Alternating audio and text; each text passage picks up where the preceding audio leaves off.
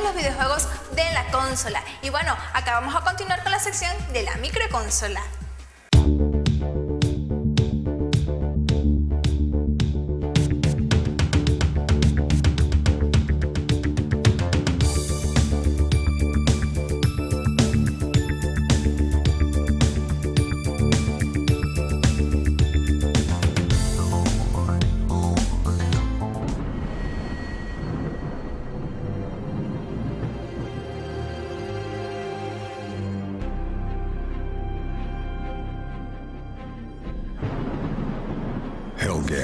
The homeworld of the Helghast, a weak and ailing planet ruled by a crumbling dictatorship. We go in, take out those loyal to the ruling party, and the people will rise up and do the rest. We'll be home in no time, and the Helghast will threaten us no more. At least that's what they tell us. Me, I'm a soldier, and I trust my instincts. And my instincts are telling me something's not right. Guess we'll find out soon enough.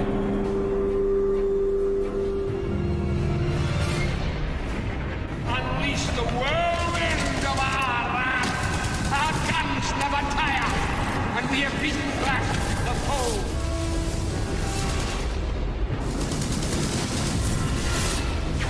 So we had this idea of a massive planetary invasion, and in Killzone 2 it's actually the first time that we're taking the war to the home planet of the Helghast.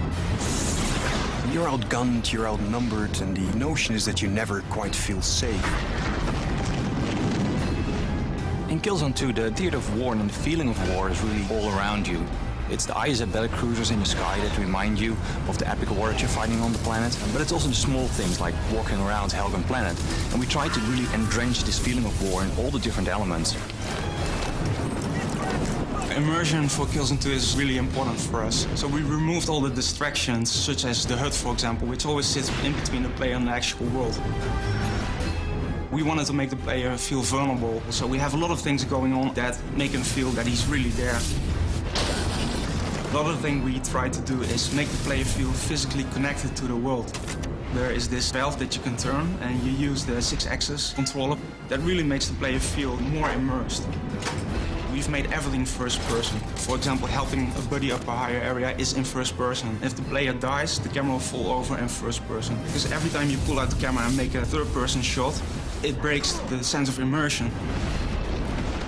The PlayStation 3 has allowed us to do much more complex things with the AI in Killzone 2. The Helghast will respond much more to the player's actions. They will jump over obstacles and hide behind cover. And if you shoot the cover, they will rethink what to do and make another plan. The hit response system in Killzone 2 has become one of the most important mechanics in the game. And to make that as realistic as possible, we spent a lot of time on making this system really work well. It wasn't supposed to be like this. In and out, they said. A show of force, they said. The Helghast war machine was destroyed on Vecta, and you guys just need to sweep it up, they said. But like any animal, the Helghast are at their most dangerous when cornered.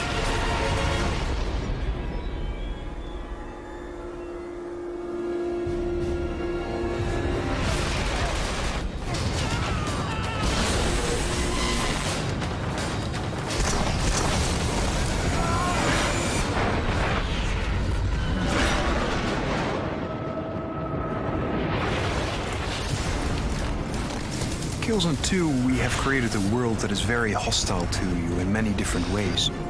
But at the same time, we've created a world that is very real and very believable. When we started developing the world of Helghan, we really started at the basis for almost anything we design.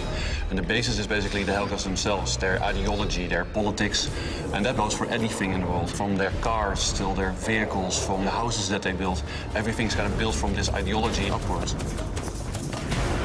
We decided to host Killzone 2 entirely on Helghan, which is an alien planet, but it still looks very eerily familiar.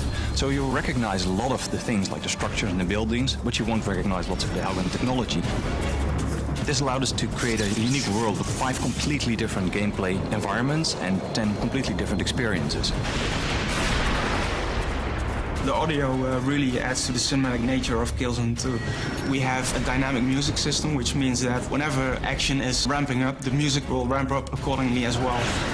previous games we were limited by memory, the number of sentences we could trigger, but this time we stream it all from the Blu-ray, which adds to the variety, and the player won't keep hearing the same sentences over and over. Colonel Radek. The one thing that we're all kind of looking for, and a lot of people are talking about scale, for us it's much more about density. Everything in the world has to be extremely dense, the experience has to be dense, the action has to be dense. You know, you can look at the world and it can be very large, but it can still feel empty.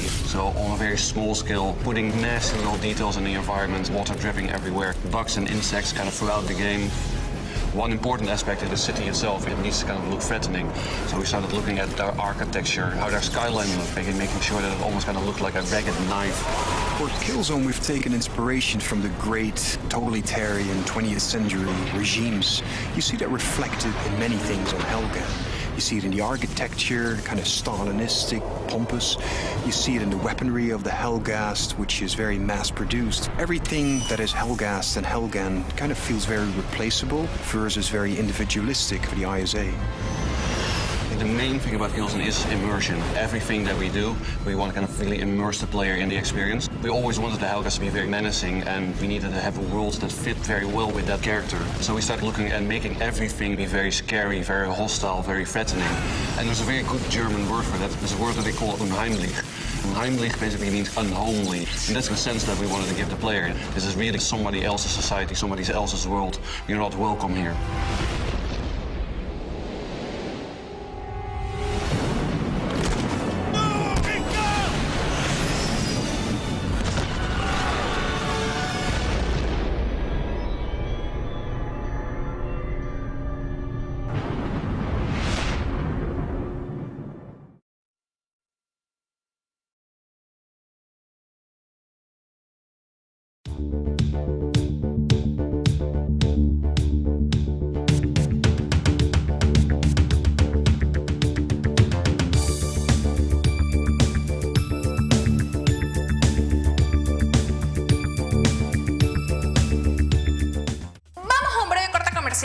Pero ya venimos con el mejor programa de videojuegos, la consola.